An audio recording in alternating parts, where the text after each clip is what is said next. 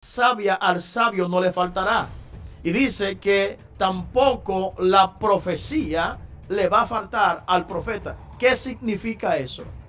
Que por encima de cualquier cosa, por cuanto Jeremías es profeta, él va a profetizar. Él no puede impedir ser profeta.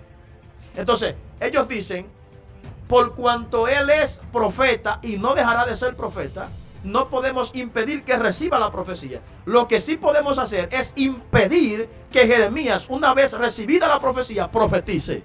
¿Y cómo lo vamos a hacer? Vamos a herirlo de lenguas. O sea, vamos a contaminarlo con un sentimiento negativo que literalmente lo detenga. Vamos a herirlo. Capítulo siguiente, Jeremías dice, ya no profetizo más en nombre del Señor. Ya no hablo más en nombre del Señor. Ya yo no voy a hablar más en nombre de Él.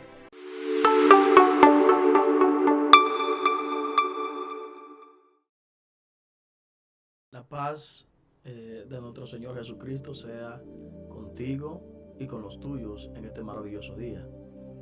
Quien les habla, el ministro Jorge Ogando, desde la República Dominicana.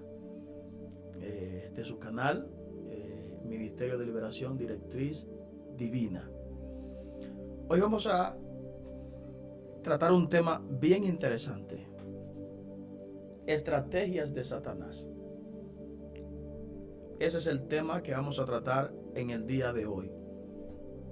Y creo que este tema es de suma relevancia e importancia para nosotros, específicamente en este tiempo. Y usted va a entender por qué yo digo específicamente en este tiempo. Para profundizar en el tema, vamos a irnos a la primera epístola del apóstol Pedro, en su capítulo 5, versículos 5 y 6, las cuales dicen de la siguiente manera: en el nombre de Jesucristo, amén. Igualmente, jóvenes, estad sujetos a los ancianos y todos sumisos unos a otros, revestidos de humildad, porque Dios resiste a los soberbios y da gracia a los humildes. Humillaos pues bajo la poderosa mano de Dios, para que Él os exalte cuando fuere tiempo. Aquí claramente el apóstol Pedro está diciendo en el versículo 6 que nos humillemos bajo la poderosa mano de Dios y Él nos exaltará cuando fuere tiempo. Cuando la Biblia utiliza el término mano de Dios, en la gran mayoría de veces está hablando acerca del poder de Dios. Su mano, su diestra, su brazo. Está hablando textualmente del poder de Dios. Entonces aquí directamente nos está diciendo que nos humillemos bajo la poderosa mano de Dios. ¿Con cuál objetivo? Con el objetivo de que Él nos exalte cuando fuere tiempo. ¿Dónde está el punto? Que cuando nosotros estamos humillados bajo la poderosa mano de Dios, el adversario no puede hacer nada en contra de nosotros. Entonces, muchas veces, y muchos de los que están allí escuchándome y viéndome también, se van a identificar con lo que les voy a decir ahora. Hay personas que el enemigo los ha atacado de distintas formas. Los ha perseguido, los ha golpeado, les ha atacado la finanza, les ha atacado la salud, y ellos han permanecido resistiendo. Y ellos han permanecido y han, valga la redundancia, han seguido hacia adelante. Han continuado, no se han detenido. Entonces, mientras más golpes, mientras más ataques, entonces más buscan a Dios. Mientras más son perseguidos, más buscan a Dios. Mientras más son golpeados, más buscan a Dios. Entonces, de aquí es que el apóstol Pablo dice: ¿quién nos separará del amor de Cristo? Tribulación o angustia, persecución o espada, hambre, desnudez. ¿Quién nos separará del amor de Cristo? Dando a entender esto, que muchas veces nosotros somos atacados en muchas de estas áreas. tribulación, angustia, persecución, hambre, peligro, espada. Somos golpeados, atacados en estas áreas. Pero el apóstol dice, ¿quién por encima de todo eso nos va a separar del amor de Cristo? Y él también les dice a los corintios que esta leve tribulación momentánea produce un cada vez más excelente y eterno peso de gloria sobre nosotros.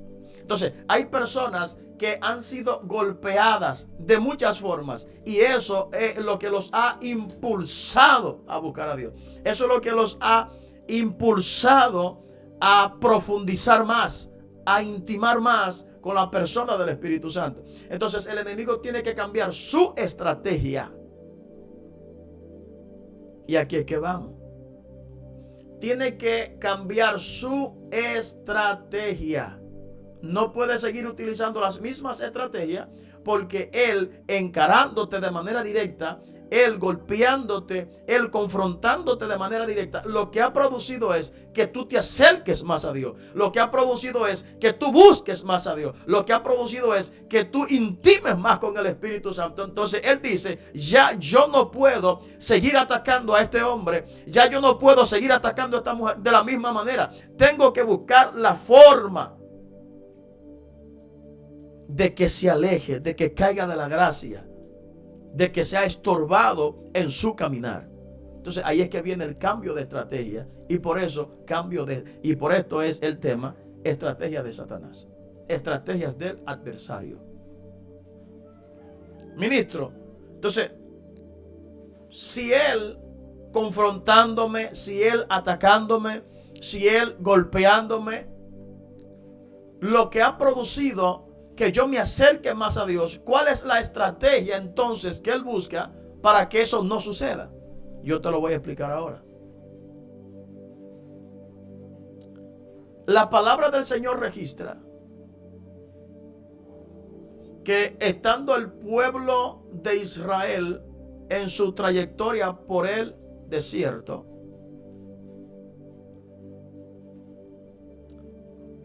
dice que el pueblo de los moabitas, por temor a que el pueblo de Israel irrumpiera en su territorio,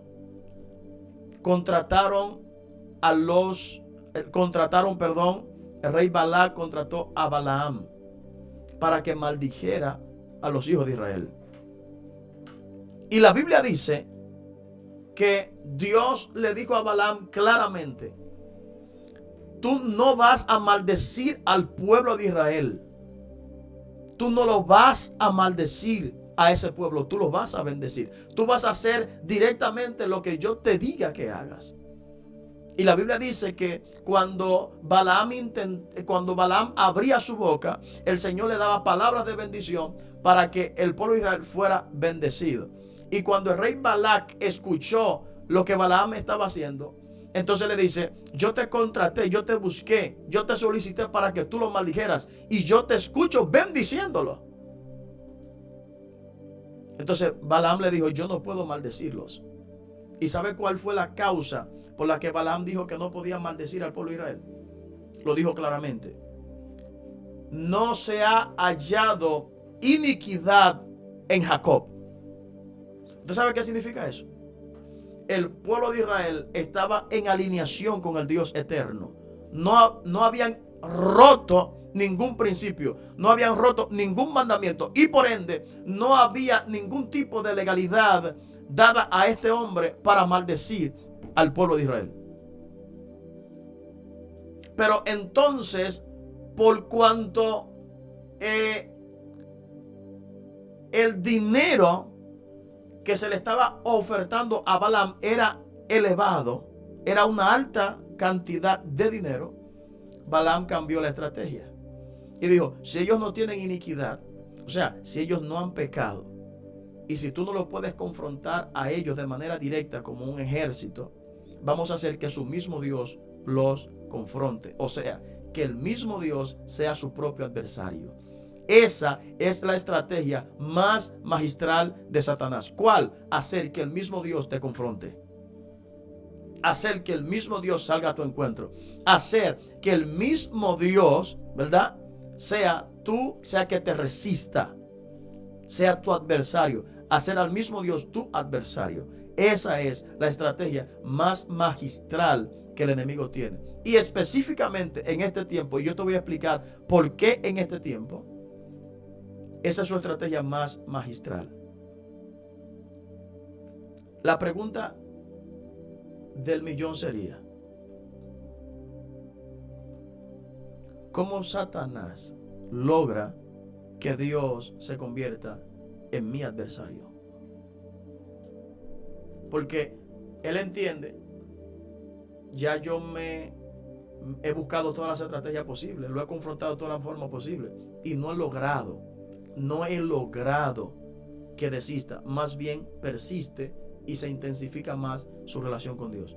Entonces él dice: yo me voy a quitar del medio y yo voy a hacer que el mismo Dios sea su propio adversario. Cuando tú analizas el versículo 5 del capítulo 5 de la primera epístola de Pedro, dice: igualmente, jóvenes, estad sujetos a los ancianos y todos sumisos unos a otros, revestidos de humildad, porque Dios resiste a los soberbios. ¿Qué te está diciendo? Que Dios le va a hacer resistencia. ¿Qué implica eso? Dios le va a hacer oposición a los soberbios. Dios le va a hacer oposición. Cuando tú analizas al profeta Jeremías, tú te das cuenta que Jeremías era un hombre muy perseguido, muy atacado de distintas formas, pero Jeremías seguía profetizando. Era perseguido, profetizaba. Pasaba hambre, profetizaba. Pasaba desnudez, profetizaba. Hasta un momento. Y eso tú lo encuentras en el capítulo 18, versículo 18 del libro del profeta Jeremías. Dice el subtítulo: conspiración contra Jeremías. Y dice textualmente el verso o el versículo: vengamos o venid y conspiremos contra Jeremías, porque la ley no faltará al sacerdote, la palabra sabia al sabio no le faltará. Y dice que tampoco la profecía le va a faltar al profeta. ¿Qué significa eso? Que por encima de cualquier cosa, por cuanto Jeremías es profeta, él va a profetizar. Él no puede impedir ser profeta. Entonces, ellos dicen: por cuanto él es profeta y no dejará de ser profeta, no podemos impedir que reciba la profecía. Lo que sí podemos hacer es impedir que Jeremías, una vez recibida la profecía, profetice. ¿Y cómo lo vamos a hacer? Vamos a herirlo de lenguas. O sea, vamos a contaminarlo con un sentimiento negativo que literalmente lo detenga. Vamos a herirlo. Capítulo siguiente, Jeremías dice: ya no profetizo más en nombre del Señor. Ya no hablo más en nombre del Señor. Ya yo no voy a hablar más en nombre de Él. ¿Por qué? Porque fue herido. Fue herido. Hay personas que han aguantado de todo, pero lo que los ha llevado a la lona ha sido una ofensa. Lo que lo ha llevado a la lona ha sido una ofensa. Y yo estoy hablando con gente en el día de hoy que el enemigo ha usado como estrategia sus propias emociones. Entonces, ¿por qué es tan peligroso esto? ¿Por qué es tan peligroso? Cuando tú analizas el término contaminación, hay varias palabras griegas para contaminación. Y una de ellas es el término espilo. El término espilo tiene que ver con algo que se ensucia o se mancha. ¿Qué significa eso? Que automáticamente yo recibo la ofensa, ese sentimiento negativo, dice la Biblia, que me ensucia y me mancha. Y un corazón que está cargado de contaminación automáticamente inhibe al Espíritu Santo. ¿Qué significa eso? El Espíritu Santo se retrae de un corazón lleno de resentimiento, de dolor y de amargura. ¿dónde está el peligro hoy en día? ¿Dónde radica el peligro hoy en día? ¿Dónde está el peligro de esta estrategia? Con el aumento de las tecnologías y de las redes sociales, hoy en día se puede hablar mal de alguien. Se puede tomar el error, el fracaso de alguien y exponerlo públicamente. Entonces, tenemos que entender que todos nosotros estamos supuestos a tropezar. Todos nosotros estamos supuestos a cometer un error. Ninguno está exento de eso. Entonces, ¿qué pasa cuando tú tomas el error de Juan, de Pedro, de Sutanejo y lo expones? Tú le estás literalmente robando la posibilidad de que se vuelva a levantar. ¿Por qué le estás robando la posibilidad de que se vuelva a levantar? Porque el ser humano no le gusta perdonar. Y probablemente, ¿dónde está el problema? ¿Dónde está el problema?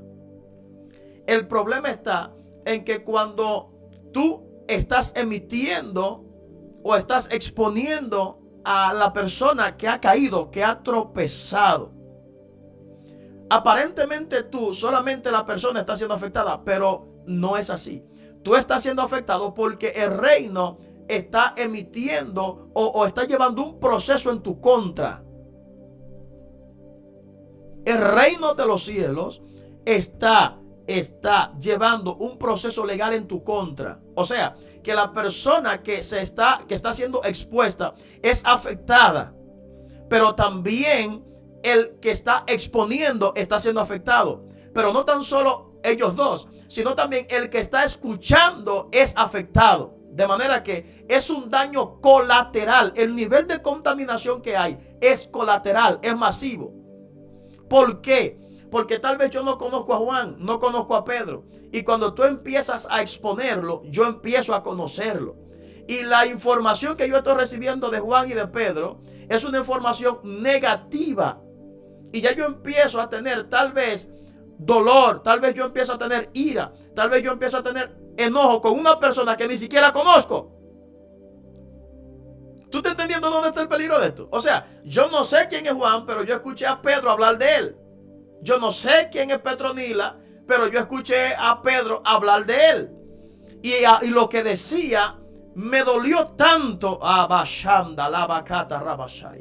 que aunque yo no lo conozco, aunque yo no sé quién es, yo le guardo.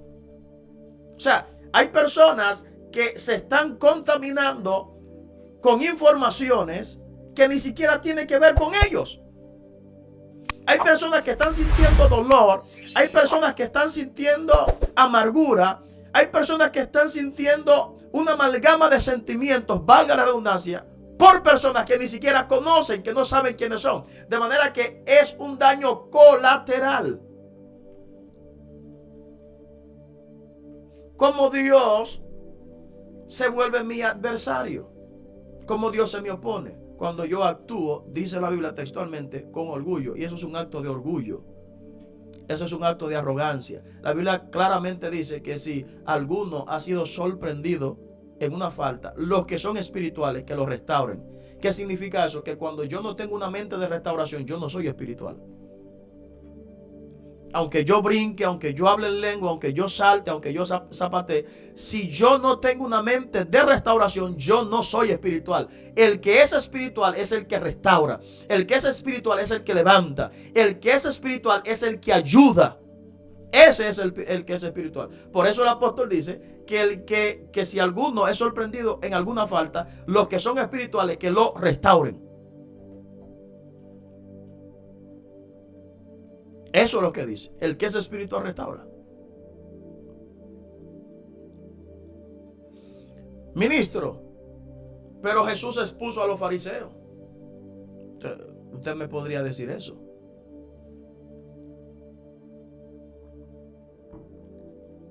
Jesús expuso a los fariseos.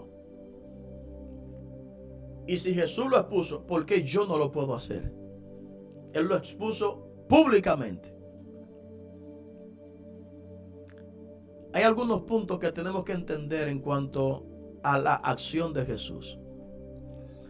Lo primero que tenemos que entender es que el nivel de conciencia que Jesús manejaba era un nivel de conciencia superior. ¿Qué significa eso? Que el nivel de conciencia que Jesús manejaba no le era suministrado por el Espíritu Santo. El nivel de conciencia que Jesús manejaba era producto del origen y de la procedencia que él tenía. La Biblia dice claramente: haya pues en vosotros este sentir que hubo también en Cristo Jesús, que siendo igual a Dios no estimó el parecerse a Dios a cosa como que aferrarse, sino que se despojó a sí mismo y tomó una forma. ¿Qué implica eso? Que Jesús no es el resultado de una creación. Jesús es el resultado de una transición. Una transición, una manifestación, no creación. Jesús es el resultado de una manifestación.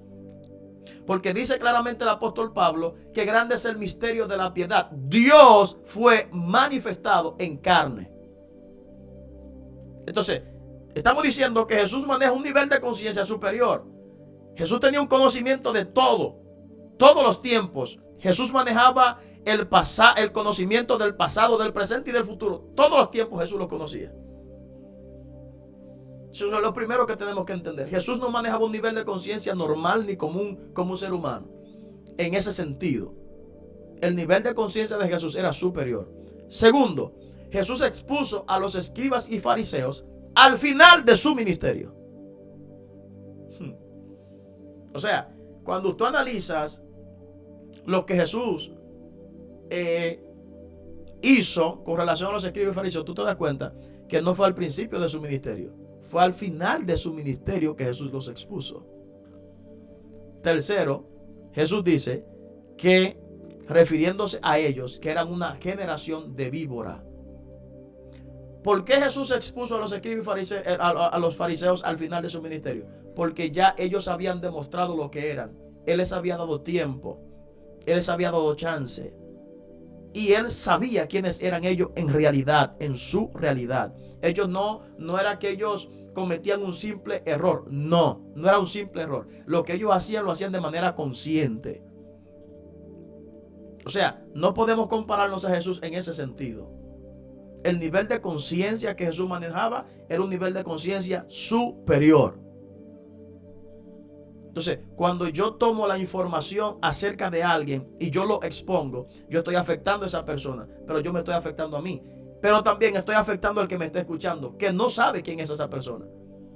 Entonces, cuando escucha la información, es contaminado. Entonces, hay una contaminación colateral. Y ese nivel de contaminación inhibe al Espíritu Santo. Lo aleja, lo aparta. Y Dios se convierte entonces en el opositor de todo aquel que busca dañar y tocar sus intereses. ¿Cuál es la estrategia más magistral del enemigo? Hacer que Dios sea tu adversario. Hacer que Dios se te oponga. Hacer que Dios se le oponga al pueblo. Hacer que Dios se le oponga a la iglesia. Y Dios resiste todo corazón que genera este tipo de sentimientos. Dios lo va a resistir. Dios lo va a resistir automáticamente.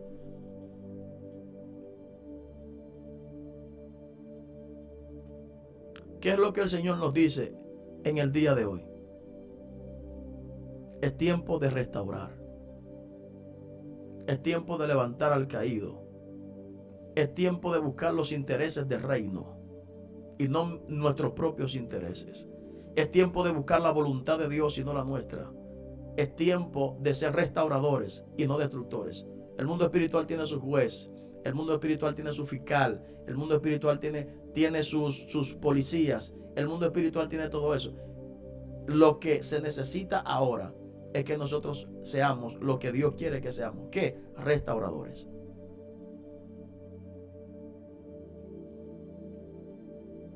Jesús dijo: cualquiera que haga caer a uno de estos pequeñitos, mejor le fuera que le atasen una piedra de molino al cuello y que se arrojase al mar. ¿Sabe por qué Jesús está diciendo eso? Y cuando nosotros analizamos esto, tenemos que entender que Jesús no era que él tenía amor. Jesús era la manifestación misma del amor. Jesús era el amor hecho carne. Jesús era el mismo amor materializado. Y escuchar estas palabras salir de los labios de Jesús, claramente tenemos que entender que esto es muy grave. Y Jesús habla en el contexto de las ofensas, o sea, de hacer caer a uno de esos pequeñitos en algún tipo de sentimientos como estos. ¿De qué manera el Señor se nos opone? Cuando nosotros tocamos sus intereses, cuando nosotros dañamos su propósito. Tú y yo no podemos dañar los planes de Dios por nuestros conceptos y por nuestra voluntad. El propósito de Dios es ganar, no perder. Y siempre y cuando nosotros actuemos así, estamos perdiendo, estamos dañando, estamos contaminando a la multitud. Y hay personas que son sumamente sensibles. Hay personas tan sensibles que no pueden ver una serie, porque ven una serie y se hacen enemigos del malo literalmente pasan a odiar al malo de la serie. Y si el protagonista es melancólico o una persona que es triste, pasan literalmente a sentir el dolor del protagonista. ¿Por qué? Porque los sentimientos se transfieren. Sean sentimientos positivos o sentimientos negativos, los sentimientos se transfieren. O sea, ahí es que llega el nivel de contaminación, en la transferencia de los sentimientos. Y los sentimientos se transfieren mediante las expresiones, las palabras expresadas. Transfieren sentimientos. Entonces, cuando yo contamino a mis hermanos, yo estoy tocando los intereses del reino. Y automáticamente toco los intereses del reino, Dios se me opone. Y ahí es que está la trampa, en donde el enemigo lo que está buscando es, el adversario lo que quiere es que Dios se te oponga, porque él sabe que si Dios se te opone, él ganó. Él ganó. Vamos a dejarlo hasta aquí. Quiero hacer una oración por aquellos hermanos que me están escuchando, que de alguna manera u otra están abatidos, han sido heridos, tocados de alguna manera u otra. Quieren levantarse y no pueden. Yo quiero orar por ti en este día. Padre, en el nombre de Jesús, he aquí tu hijo, he aquí tu hija, he aquí esta familia, Dios, que están abatidos, que están heridos, que están golpeados porque fueron expuestos en un momento determinado, fueron vulnerados, oh Dios, y no saben qué hacer, no saben cómo levantarse. Te aman, oh Dios, pero se sienten abatidos, han sido golpeados. Señor, trata con tus hijos, trata con tu hija, trata con tu hijo, levántalo, Dios, en el nombre poderoso de Jesús. Y yo no sé cuál ha sido el levantamiento, no sé el nivel o la magnitud del levantamiento, Señor, pero en el nombre poderoso de Jesús, levanta a ese tu hijo, levanta a esa tu hija, levanta a esa familia, en el nombre de Jesús, esa familia que está herida, abatida, esa familia que está quebrantada, esa familia que está a orillas del camino y no sabe qué hacer, ha perdido el norte, Señor, en el nombre de Jesús. Levántalos con poder, llama, Padre, por el poder de tu palabra, Dios, en el nombre poderoso de Jesús. La paz del Señor Jesucristo sea contigo, con los tuyos, con tu casa. Será hasta una próxima entrega.